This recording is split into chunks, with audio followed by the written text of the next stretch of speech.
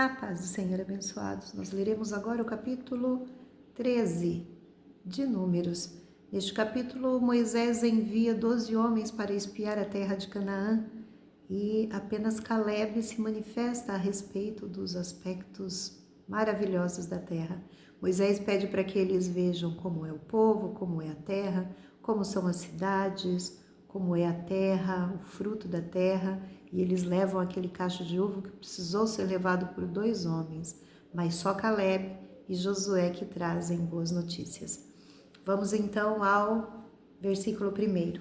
E falou o Senhor a Moisés, dizendo: envia homens que espiem a terra de Canaã, que eu hei de dar aos filhos de Israel. De cada tribo dos seus pais enviareis um homem, sendo cada um príncipe entre eles. E enviou-os Moisés do deserto de Parã, segundo a ordem do Senhor. Todos aqueles homens eram cabeças dos filhos de Israel.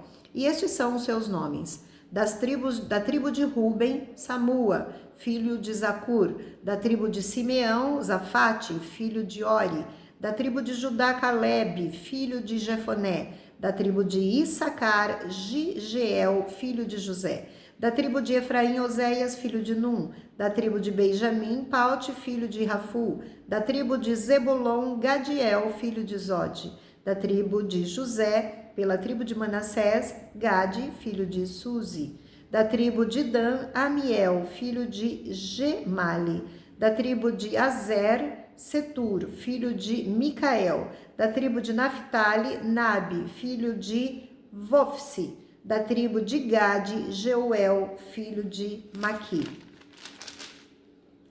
Esses são os nomes dos homens que Moisés enviou a espiar aquela terra. E a Oséias, filho de Num, Moisés chamou Josué. Enviou-os, pois, Moisés a espiar a terra de Canaã, e disse-lhes: subi por aqui para o lado do sul, e subi a montanha, e vede que terra é, e o povo que nela habita, se é forte ou fraco, se é pouco ou muito, e como é a terra em que habita, se é boa ou má, e quais são as cidades em que eles habitam, se em arraiais ou em fortalezas. Também como é a terra, se fértil ou estéril, se nela há árvores ou não, e esforçai-vos, e tomai do fruto da terra. E eram aqueles dias os dias das primícias das uvas. Assim subiram e espiaram a terra desde o deserto de Zim até Reob, a entrada de Amate. E subiram para o lado sul e vieram até Hebrom, e estavam ali Aimã, Sesai e Talmai, filhos de Anak. Hebrom foi edificada 7 anos antes de Zoan do Egito. Depois foram até ao vale de Escol, e dali cortaram um ramo de vide com um cacho de uvas, o qual trouxeram 2 homens sobre uma vara, como também das romãs e dos figos. Chamaram a aquele lugar o vale de Escol, por causa do cacho de uva que dali cortaram os filhos de Israel. E eles voltaram de espiar a terra no fim de 40 dias, e caminharam, e vieram a Moisés e a Arão e a toda a congregação dos filhos de Israel no deserto de Parã, em Cádiz, e deram-lhes notícias a eles e a toda a congregação, e mostraram-lhes o fruto da terra. E contaram-lhe e disseram: fomos à terra a que nos enviaste, verdadeiramente mana leite e mel, e este é o seu fruto.